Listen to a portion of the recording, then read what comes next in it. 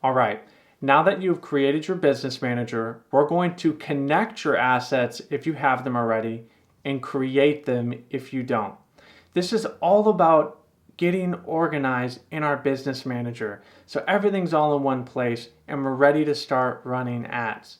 And in this video in particular, as we overview the business manager, I want to make sure that you connect your Facebook page. We're going to create a new ad account, and then I need to make sure you know how to assign your roles. So let's go ahead and go to our business manager settings page. You can do that by clicking that same link that will be under the video, or you can get there by first starting from your home page, go to Ads Manager in the left, and then up to the 9 dots of Business Tools, and right here to your business settings. Now once you're back here, you obviously just go to the business you want to manage, and now we're back. This Business Manager settings page is where we are going to connect our assets, and we can even create them all here in the Business Manager. Now, I remember when I first got in here, this seemed very intimidating. But I want you to know that I didn't have someone like me there explaining it and a support team there to answer your questions and make sure that it's done right. So I want this to be so much easier for you than it was for me. And over time, you're even gonna like being in here because these tools are just helping me succeed. They're helping businesses succeed. So let's go ahead and start from the top. Users. This is where you can add people who are going to use the business manager. So since I created it, I'm automatically added. And if you want to add more administrators, which is very recommended, you can add them here. Another thing you can do here at users is then assign the assets in your business manager to the user right here through the Add Assets button. Now, I have an ad account connected to this business manager. So you see, I can assign that to him here. If I had catalogs, I'd be able to assign that. If I had pages, I'd be able to assign that. So I can pick these assets and then the permission level I want the user to have, and then assign them right here in the business manager. This can be done a second way we'll talk about here in a second. Moving on to partners, this is where you can partner your business manager with another business manager. And this allows you to then assign assets in each of those business managers to each other. So if you work with another company or maybe even some family and friends, this is where you could connect your business managers and you could have users be assigned in managing the assets. So if you want to partner with another business manager, how you would do that is by coming up here to add, and you can either give your assets to the partner or you can ask that partner for their assets. What you'll need for that is not like a page URL, but a business ID number like you can see here. And you can always see your business ID in business info right here. Systems users is not really applicable for us, so we are going to move right over that. Now next to accounts. What are our accounts? Our Facebook pages, our ad accounts, our Instagram accounts. This is where we're going to add those pages. So as you can see, I haven't added my Facebook page, Basic Home Ads, here yet. So I'm going to go ahead and do that now. So we go to add. Now you can read these, but essentially if you own the page, you're going to add it. If someone else owns it and you want access to it, you're going to request it here, or you can just create a new page. So since I own it, I'm going to add here. And then I'm literally just looking for my page and it should show right up. And I'm going to add the page. In order to claim a Facebook page you own, you have to be an administrator of that Facebook page.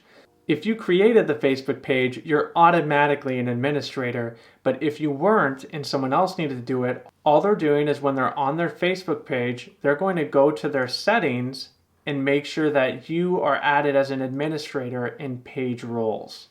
And once you are added as an administrator, you're going to be able to add your Facebook page here, no problem. Next are ad accounts. These are the accounts that allow us to use the Ads Manager. I want you to create a new ad account for your business. It's just more professional to be using an ad account dedicated to your business instead of using your personal ad account that Facebook made for you when you made a profile. We don't want to use that one. We want you to have a brand new one just for your business. So you can do that by going to Add, And if you already had one, you could add it here. If someone else has one you want to manage, you're going to request access to that ad account.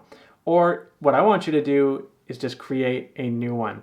These areas are grayed out for me because I just made this business account, and you can actually only have one ad account at first. So since I already made one, that's just grayed out for me. So that won't be for you.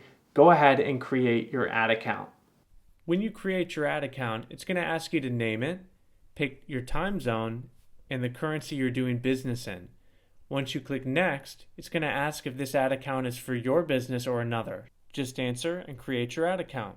Next is business asset groups. Pretty straightforward. This is where you're going to group assets together so that then you can assign them all at once to users. And to make an extra comment about that, when we were in users, you can add assets to the user, right, that you pick, or from the asset itself, you can add people to the asset. You see, so it's the same thing, whether you're going to add me, the user here at the ad account level, or you're going to go to people, choose me, and then add the ad account here at the user level. In either case, it's going to give you access. It is the same thing, but that's why it can just kind of be a little confusing. So now onto apps. If you have an app, you're going to add that here. Probably not applicable for most of us. Onto Instagram accounts. This is where you're going to add your Instagram pages. If you do not have an Instagram page, please go make one. You need to have one. There's so much use for it. And the discoverability that Instagram offers you is really unparalleled right now on social media. So how you'll do that is you're going to sign into your Instagram from here, and you're going to pick that page. Once you do, it'll show up right here. Line of business is very similar to business asset groups, as you can add assets into a line of business, but it differs in that line of business is made for lots more assets. Like, line of business might as well contain 5 or 6 different business asset groups. So not applicable for most of us unless you're running an agency. If you have tons of pages, ad accounts, and catalogs you're managing, line of business is then going to allow you to add people, partners, and assets all into this one place so you can see everything and it's all organized and you're ready to go. So we're going to move on over that as well. WhatsApp accounts. WhatsApp is mainly a messaging platform. If you know what that is, you're probably using it. Go ahead and add your account here if you'd rather use WhatsApp instead of Facebook's Messenger. All right, now on to data sources.